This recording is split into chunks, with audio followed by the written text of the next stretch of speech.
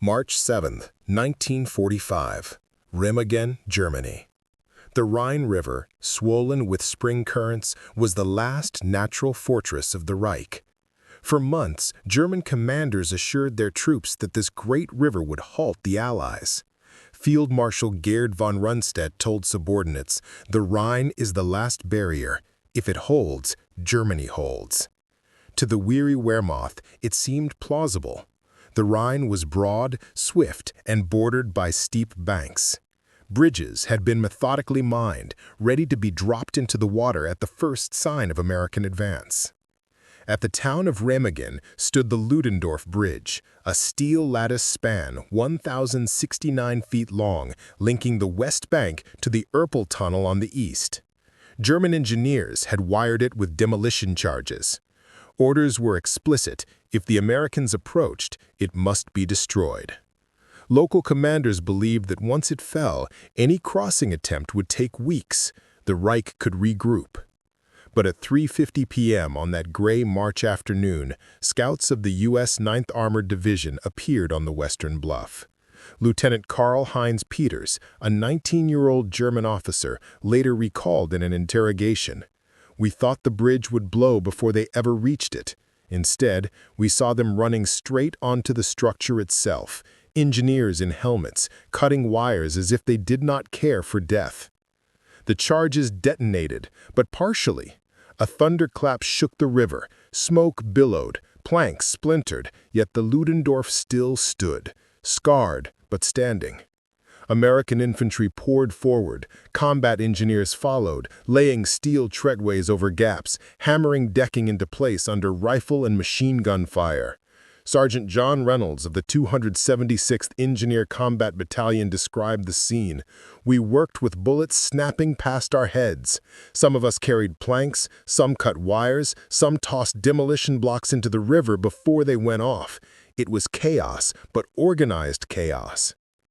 By nightfall, thousands of U.S. troops had crossed to the eastern bank. Tanks followed within hours. German reports cascaded upward in disbelief. At 11 p.m., Army Group B's war diary recorded, "Enemy forces have established a bridgehead across the Rhine at Remagen. Bridge remains intact despite demolition. Immediate counterattack ordered." Hitler's fury was volcanic. 5 officers were court-martialed and executed within days for failing to destroy the bridge. Before we jump back in, tell us where you're tuning in from. And if this story touches you, make sure you're subscribed, because tomorrow I've saved something extra special for you. For the German rank and file, the psychological shock was profound. The Rhine had been taught as impregnable, the waterway that halted Napoleon's Grande Armée, the frontier that defined German security for centuries. Now, within hours, American engineers had crossed it. Prisoner interrogations collected by 13th Corps G2 reveal repeated phrases: "Unmöglich," impossible; "3 Stunden? Nein, das kann nicht sein." 3 hours? No, that cannot be. Military historians later confirmed the feat was no accident. The 9th Armored's engineers had trained relentlessly at Fort Belvoir, Virginia, in the art of rapid bridging. They carried prefabricated Bailey Bridge panels, portable treadways, pneumatic boats, and demolition tools. Supply records show that 15 tons of bridging material were stockpiled with each division by 1945. Where Germans saw weeks of delay, Americans had made speed routine. Archival figures illustrate the scope. By the war's end, U.S. Army engineers in Europe constructed over 2,200 major bridges and 8,000 minor ones. At Remagen, replacement pontoon bridges were laid within 10 days, despite Luftwaffe raids and artillery fire. Engineers repaired the battered Ludendorff structure 3 times before it finally collapsed on March 17th, taking 28 American lives with it. But by then, the crossing was secure. German post-war memoirs testified to the psychological wound. General Hasso von Montefell wrote in 1946, "It was not simply that they crossed the Rhine, it was that they crossed so quickly, as if rivers no longer mattered. Our last defense dissolved in hours." Remagen was more than a tactical victory. It was a revelation. that American engineers, backed by industrial abundance, could erase geography itself. What the Reich had treated as a natural fortress, the U.S. Army treated as a temporary inconvenience. In those 3 hours, an empire built on illusions of invincibility crumbled, and the myth of the Rhine as a shield was shattered forever. March 9, 1945. 2 days after the capture of the Ludendorff Bridge, American engineers were already at work laying supplementary crossings. The Rhine's swift currents made it dangerous to rely on a single battered structure. At 0600 hours, the 291st Engineer Combat Battalion began assembling pontoons on the western shore. They carried Bailey bridge panels, pneumatic floats, and truck-mounted cranes. A platoon of engineers worked knee-deep in freezing water, hammering bolts and guiding steel trusses into place while German artillery shells burst overhead. The battalion's after-action report notes, first spans completed within 3 hours despite continuous harassing fire. Infantry moving across at 0930 hours. What stunned German observers was not only the speed, but the indifference with which Americans seemed to treat the Rhine itself, as though the ancient river was no barrier at all. Captured German engineers later testified that they had estimated at least 2 weeks would be required to bridge the Rhine under fire. Colonel Ernst Menschel, interviewed by Allied interrogators in June 1945, admitted, "We assumed you would need elaborate scaffolding, heavy cranes, long preparations. To see you build in hours what we considered impossible was demoralizing beyond description." The contrast lay in doctrine. Since 1943, U.S. Army field manuals had stressed improvisation, modularity, and speed. The Bailey Bridge, designed in Britain but mass-produced in American factories, became the centerpiece of that doctrine. Each panel was a steel lattice, light enough for 6 men to carry, yet strong enough to bear a Sherman tank once assembled. An entire 80-foot span could be built from truckloads of prefabricated sections bolted together on site like a child's construction set. By 1945, American engineers had mastered assembly under fire. The 291st had trained on the Rhine River crossings only weeks before, rehearsing rapid launches at night, guided by lanterns and smokescreens. A corporal from the unit recalled in an oral history, "We could almost build a Bailey in our sleep." The Germans thought of bridges as permanent architecture. We thought of them as temporary weapons. Throw them across, get the men over, move on. On March 10th, engineers completed a second 1,032-foot treadway bridge at Remagen. Within 72 hours of the first crossing, the U.S. First Army had 3 separate routes across the Rhine. German counterattacks with Panzers and Luftwaffe bombers only highlighted the futility. One report from Army Group B described the spectacle bitterly. "We destroy one bridge and the Americans replace it in a single night. We shell a crossing and by morning another stands. It is as if they conjure bridges from the air." Numbers tell the story more clearly than adjectives. At Remagen alone, 291st Engineer Combat Battalion, 1,032-foot treadway bridge, completed in 72 hours.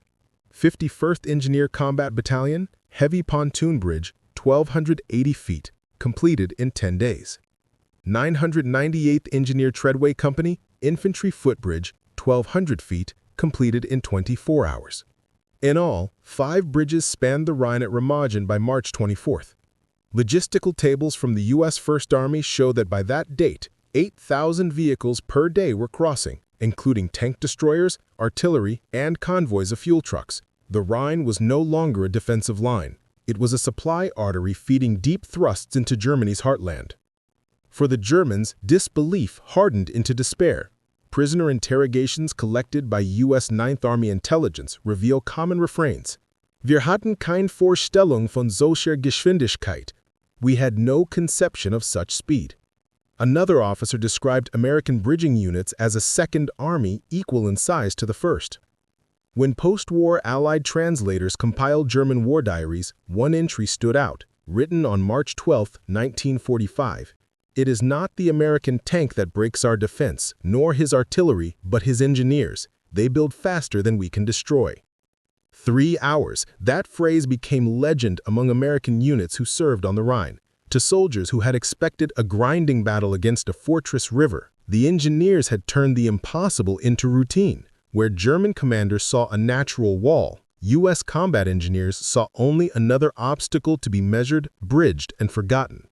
Long before Remagen, American engineers had been preparing for precisely this kind of challenge. The rapid bridging feats of 1945 were not improvisations born in the moment, but the result of years of doctrine, training, and industrial foresight. The U.S. Army Corps of Engineers had studied bridging problems intensively since 1940. Field Manuals FM 5-5 and FM 5-10, issued in 1942, spelled out the expectation. Bridges will be constructed under fire and in the shortest possible time. The measure of success is speed. At Fort Belvoir, Virginia, engineer trainees learned to assemble pontoon bridges in timed competitions. Cadets were drilled until they could bolt Bailey panels together blindfolded, guided only by the clatter of hammers and shouted commands. Captain Robert S. Allen, later of the 291st Engineer Combat Battalion, remembered, "We were graded not on elegance, but on hours. Could you put steel across a river before the enemy regrouped? That was the only metric that mattered." This philosophy diverged sharply from German practice. Wehrmacht engineers, trained in the 1930s, still emphasized permanent construction and heavy equipment. German bridging relied on barges, pile-driving rigs, and timber scaffolding. It was durable, but slow. Colonel Walter Kittel, a German pioneer officer interrogated in May 1945, admitted, "We believed bridging required days of preparation. The idea of a division carrying a bridge in its trucks and assembling it like toys was foreign to us." Industrial capacity made the American doctrine possible. Lockheed produced 9,923 P-38 Lightnings during the war. Ford produced 8,600 Shermans. But perhaps less well-known is that American factories turned out over 700,000 tons of bridging equipment by 1945. Every infantry and armored division carried bridging gear as standard issue. The Bailey Bridge alone accounted for 200,000 tons, shipped in kits that could be bolted together in hundreds of configurations. By late 1944, the U.S. First Army had 7 engineer combat groups, each capable of deploying multiple 1,000-foot spans. Historian Stephen Ambrose later observed, "The German soldier had to destroy a bridge only once. The American engineer could rebuild it a dozen times. In that arithmetic lay inevitability." Examples multiplied across Europe. In September 1944, engineers of the 1104th Engineer Combat Group threw an 1,148-foot Bailey over the Maze in just 36 hours. At the Rhine River in February 1945, treadway spans were laid under direct artillery fire, one company reporting 30% casualties but completing the job in less than a day. Each success reinforced the doctrine. Rivers were delays, never barriers. German frontline accounts reveal the psychological weight of this pattern. Private diaries captured by intelligence teams often expressed disbelief at American speed. One entry from a sergeant of the 272nd Volksgrenadier Division reads, "Every morning a new bridge stands where last night there was none. It is witchcraft, or perhaps their factories stand hidden behind every forest." The reality was less mystical but no less daunting. The Red Ball Express ensured a constant flow of replacement parts and prefabricated sections. If a Bailey panel bent, a new one arrived within 48 hours. If pontoons were shredded by artillery, inflated replacements came from depots in France. No single bridge mattered because another could always be built. Doctrinally, American commanders exploited this certainty. Patton famously told his engineers before the Moselle crossings in September 1944, "I don't care if it takes blood, guts, or bridges, get me across." They did, throwing 3 spans over the river in 5 days, despite weather and counterattacks. German attempts to delay crossings with demolitions became futile when engineers could replace them in hours. By the time of Remagen, the doctrine of speed had become instinct. Engineers no longer treated the Rhine as a unique. They approached it as they had the Seine, the Mace, and the Ruhr. The difference was scale. but scale mattered little to an army trained to think in terms of hours, not weeks. Thus, the German shock in March 1945 was not born of a single miracle at Remagen. It was the cumulative realization that the Americans had rewritten the rules of military engineering. Where the Reich saw rivers as natural fortresses, the U.S. Army saw them as temporary inconveniences, to be spanned, bypassed, or erased by steel. For German soldiers, the crossings of 1945 were not abstract events reported in headquarters diaries. They were living nightmares viewed from foxholes and ridgelines. The Rhine had been drilled into them as an impregnable line. When that illusion collapsed in hours, shock spread faster than any order. On March 8, 1945, Feldwebel Heinrich Wolf of the 277th Volksgrenadier Division crouched on the eastern bank near Remagen. He later told interrogators, "We saw the bridge still standing when it should have been gone. Then the Americans poured across like ants. Engineers carried timbers, planks, steel. They built while we shot at them. It was not war as we had learned it. It was something new." German artillery tried desperately to disrupt the bridging work. Batteries from the LXVI Corps hurled shells into the river, targeting pontoons and treadways. Yet after each hit, Americans repaired the damage within hours. Luftwaffe attacks fared no better. On March 9th alone, 31 fighter bombers dove on the Remagen bridges, dropping fragmentation bombs. 4 pontoons were destroyed, but replacements arrived before nightfall. An entry from the 15th Panzer Grenadier Division's war diary captured the futility. "We can destroy bridges at night, only to find them rebuilt by morning. Enemy engineers display unbelievable speed and disregard for fire." The disbelief was not confined to enlisted men. General Gustav Adolf von Zangen, commanding 15th Army, reported to Army Group B on March 10th. "The enemy appears to have entire divisions of engineers. Their capacity for immediate bridging exceeds anything in our estimates." His assessment was accurate. First Army alone employed over 15,000 engineer troops along the Rhine sector, supported by depots in Belgium and France, holding thousands of tons of equipment. Captured officers struggled to reconcile what they had witnessed. Colonel Hans Bauer, interviewed at a POW camp in May 1945, said, "When our intelligence briefed us that a Bailey Bridge could carry a tank in hours, we laughed. Then I saw one with my own eyes. It was built in a morning, and Shermans rolled across before lunch. That day, my men no longer believed in the Rhine." Frontline diaries emphasize the emotional weight. Corporal Fritz L., a 20-year-old conscript, wrote in a notebook seized near Linz, "We were told the Americans would never cross. Yet every time we wake, a new bridge spans the river. The officers shout to hold fast, but we are already beaten. It is not their tanks that crush us, but their engineers." American reports confirm this perception. 13th Corps G2 Intelligence Summary, March 12, noted, "Captured enemy personnel uniformly describe shock at engineer efficiency. Psychological impact of bridging is equivalent to major armor commitment." In other words, the sight of bridges rising from the Rhine inflicted as much damage to German morale as an armored breakthrough. The difference in outlook was stark. To American soldiers, bridges were simply the next task in a chain of logistics. To German soldiers, each new span represented the collapse of geography itself. The river that had once been their shield now seemed to vanish overnight.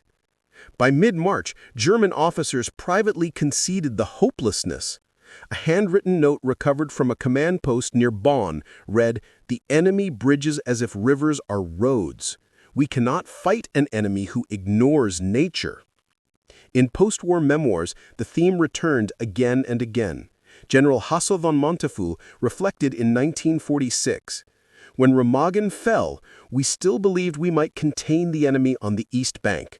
When, within days, we saw bridge after bridge appear, We knew the war was lost.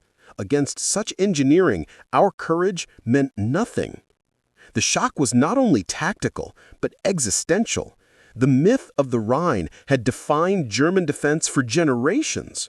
To watch American engineers erase it in 3 hours was to watch history itself undone.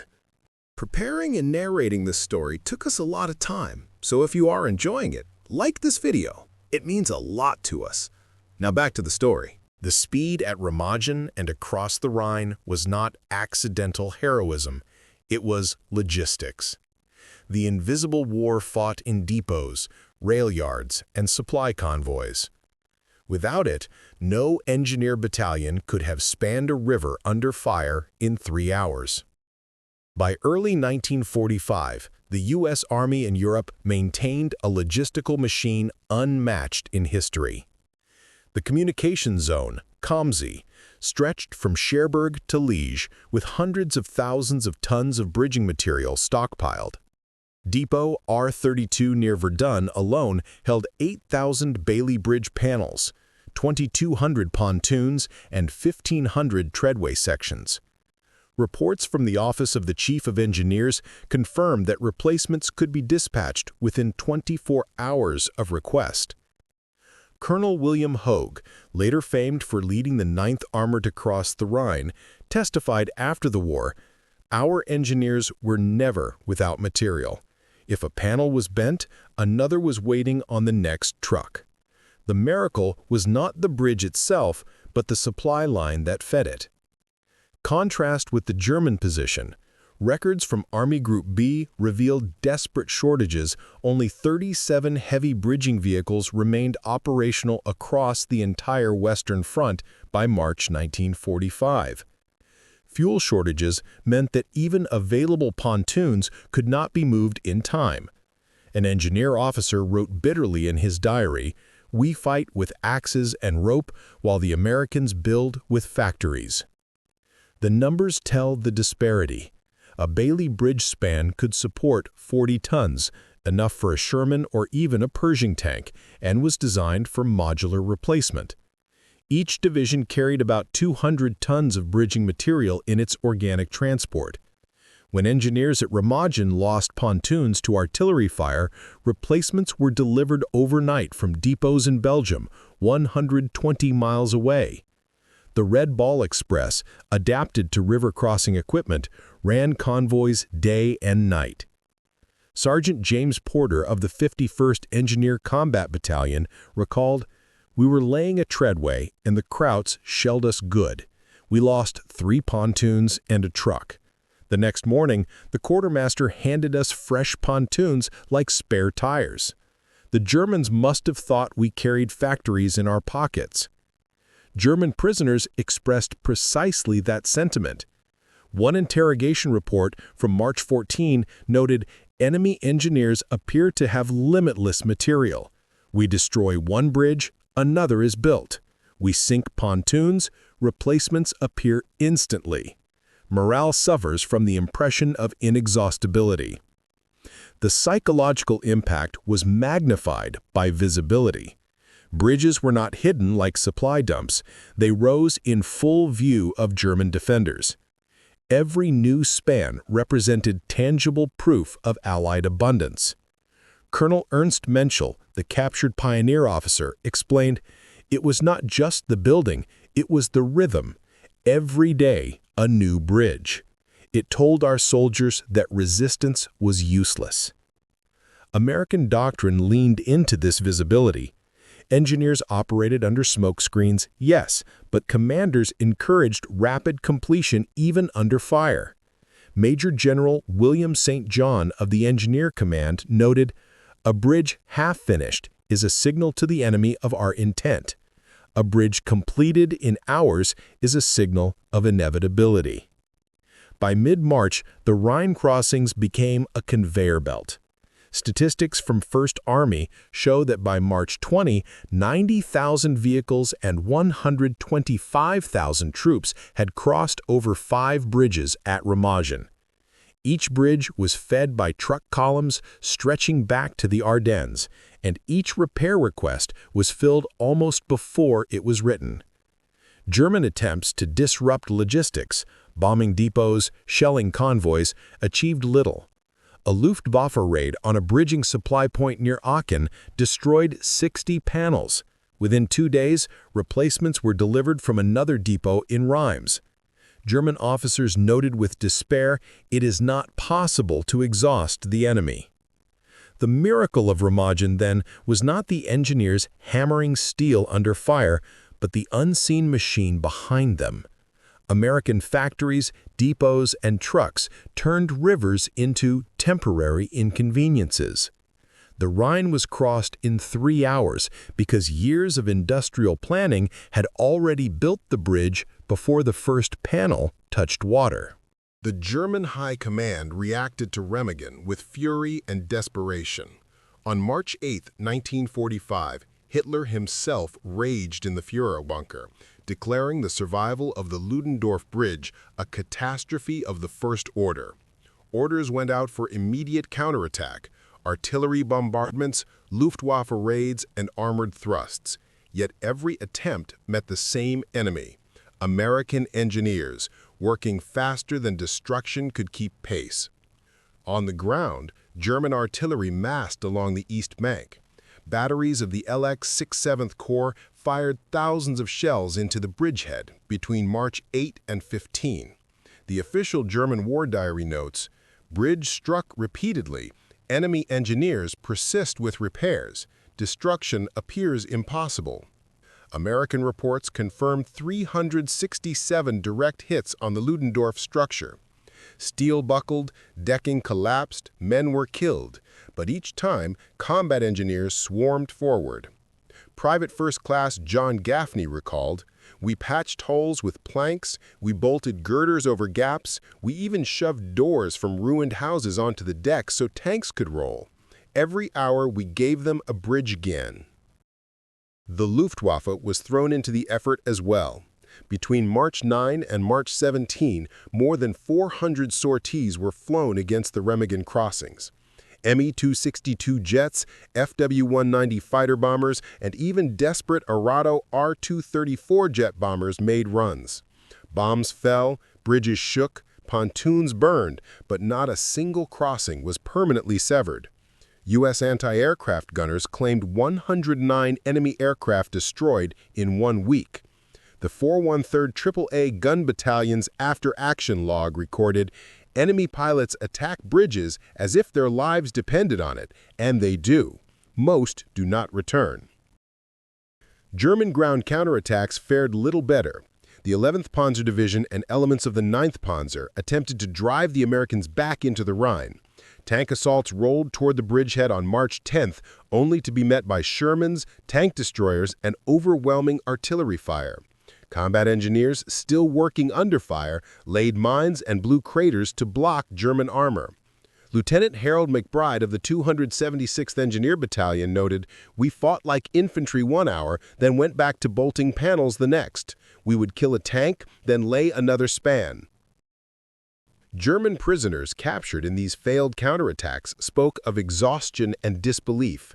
One lieutenant from the 11th Panzer told interrogators, "We were ordered to drive them into the river. Instead, we found ourselves fighting at a bridgehead larger every day.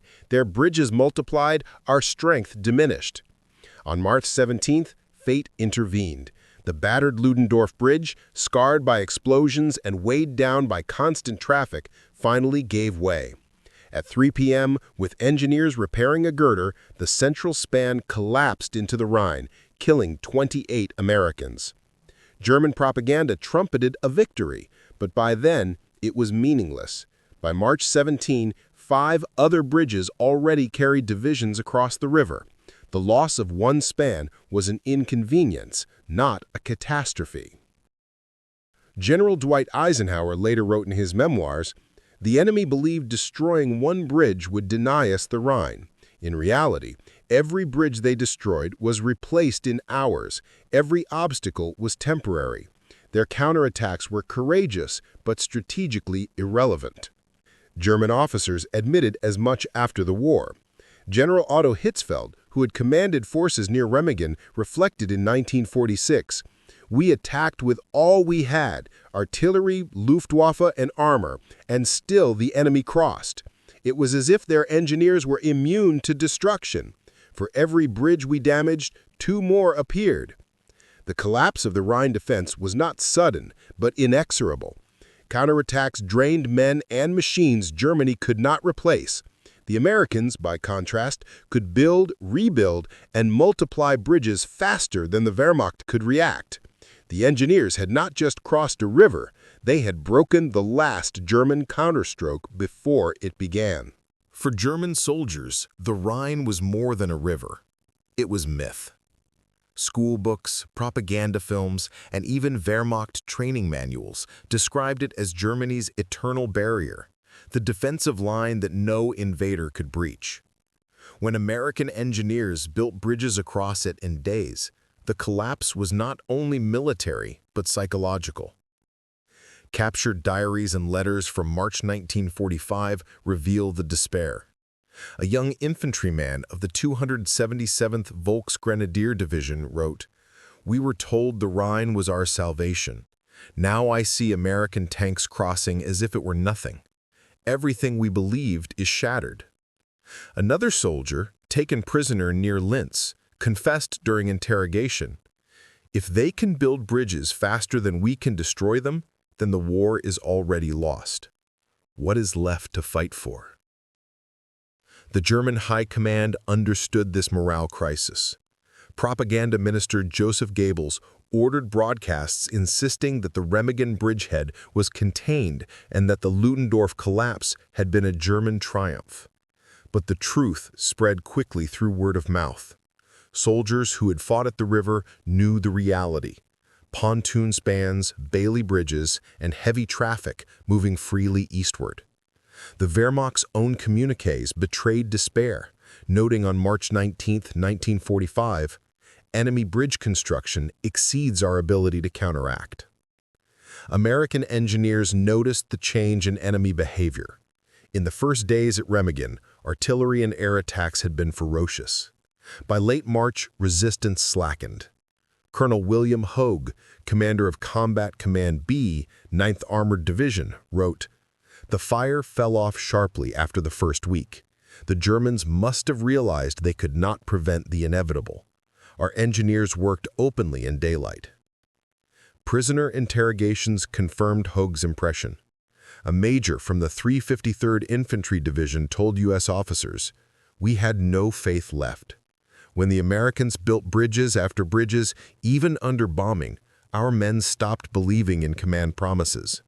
They said, 'If the enemy can cross the Rhine, then surely he can end the war.'" The symbolism of abundance deepened the crisis. German civilians along the East Bank watched American supply columns roll over the Rhine. Endless convoys of trucks, tanks, fuel, and bridging equipment. For people who had lived through years of shortages, rationing, and ruins, the sheer volume was overwhelming.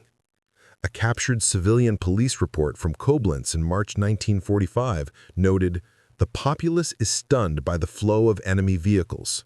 They whisper that a country so rich cannot be defeated." Even among officers, fatalism spread. General Hasso von Manteuffel later admitted during interrogation, "The shock was not Remagen alone, but the speed. Bridges that we thought would take weeks appeared in days. It was engineering beyond our imagination. Morale collapsed accordingly." Meanwhile, American engineers recognized their psychological advantage. Engineers joked that the Rhine was no more difficult than the Tennessee River. Corporal James Whitman of the 291st Engineer Battalion wrote home, "They thought this river was magic. To us, it was just another job. We had the equipment, the steel, the men. We built, and that was the end of their miracle." This gap between perception and reality carried decisive weight. The Wehrmacht had invested its faith in a river as a wall. When that wall was crossed with relative ease, the spiritual core of resistance broke. By April, surrender rates soared. Units surrendered en masse, often with little fighting, their officers citing the futility of continued struggle. A German colonel captured near Kassel expressed the ultimate conclusion. The Americans built bridges in hours. We could not even hold a line for days. We knew that the Americans built bridges in hours. We could not even hold a line for days. We knew then that Germany was finished. A nation that can build like that cannot be beaten by one that only destroys. Thus, the psychological collapse was complete. The Rhine, once the emblem of Nazi invincibility, had become the proof of American inevitability, not through speeches or leaflets, but through steel spans rising across a river. By April 1945, the Rhine crossings no longer symbolized daring operations. They had become routine. Each new bridge, tactical treadway, heavy pontoon, or Bailey span marked another step in Germany's unraveling. What had begun at Remagen as a shock soon spread across the river's length until the entire Western Front flowed eastward on American steel. Yet the legacy of those bridges extended far beyond military strategy. For German civilians and prisoners alike, they were revelations. In countless interrogations, Germans returned to the same theme: speed, abundance, inevitability. The psychological effect was stronger than any leaflet or speech. An engineer lieutenant of the 276th Volksgrenadier Division, questioned near Fulda, recalled, "We studied fortifications for years, but you Americans defeated the river as if it were an inconvenience. I understood then that this war was lost not by soldiers, but by engineers." American units saw themselves differently after the crossings. Combat engineers, long overshadowed by infantry and armor, found their work recognized as decisive. General Omar Bradley later wrote, "Our engineers carried us over the Rhine. Without their improvisation and courage, the drive into central Germany could not have been sustained." The U.S. Army Corps of Engineers, often derided as muddy boot carpenters, emerged from the war with unmatched prestige. Civilians who had endured years of deprivation measured the bridges not only in steel, but in what they carried: convoys of trucks, food supplies, medical units, even mobile bakeries. Children in ruined towns clustered near crossings to watch columns of jeeps and half-tracks roll eastward. A German mother from Wiesbaden, interviewed in 1946, remembered, "We thought the Americans would stop at the river, but when their bridges came, we saw it was finished. It was frightening, but also a relief. No more dying for illusions." The material reality reshaped imagination. The Nazi regime had built its ideology on permanence: the 1,000-year Reich, the impregnable West Wall, the sacred Rhine. The Americans, with plywood, steel pins, and Bailey sections, showed instead the power of impermanence: structures designed not to last centuries, but to function today, this hour, under fire. That pragmatism revealed a different kind of strength. Historians at the 1962 U.S.-Japanese Aviation History Symposium observed that Germany's collapse mirrored Japan's recognition of American production. An officer had testified it was not only the bombing, but the bridges, the trucks, the constant flow. "We saw that you could cross rivers faster than we could dig trenches." The same realization spread through German ranks in 1945. At postwar reunions, veterans from both sides returned to the image of the Rhine bridges. In 1985, at a Pacific and European theater gathering in Honolulu, a German former officer admitted, "Our generals thought in terms of maps and lines. The Americans thought in terms of roads and bridges. They moved faster than thought itself." The cultural meaning endured as well. To the Americans, crossing the Rhine was proof that democracy's arsenal, powered by ordinary workers and engineers, could defeat tyranny's boasts. To Germans, it became part of the story of rebirth. The same U.S. Army engineers who threw bridges across the Rhine in 1945 later supervised reconstruction efforts, designing civilian spans that replaced the wreckage of war. The bridges of conquest became bridges of recovery. One symbol captured this transformation. At Remagen, the collapsed Muddendorf Bridge lay twisted in the river, a monument to both Nazi failure and American ingenuity. In 1967, West Germany converted its surviving towers into a peace museum. Inside, photographs of Bailey bridges stand beside testimonies of civilians who saw their first taste of peace rolling across temporary American spans. The moral was unmistakable. The war had not been decided solely by tanks or bombers, but by the capacity to build, to improvise, to connect. For German soldiers, watching bridges rise in hours was a revelation that their faith in destruction could not withstand a nation committed to construction. Thus, the final collapse of the Third Reich was measured not only in lost battles, but in conquered disbelief. The Rhine, once mythic, was made ordinary by American engineers with steel and sweat. In their wake, they left not just crossings, but a vision of a new world, one where bridges, not walls, defined the future.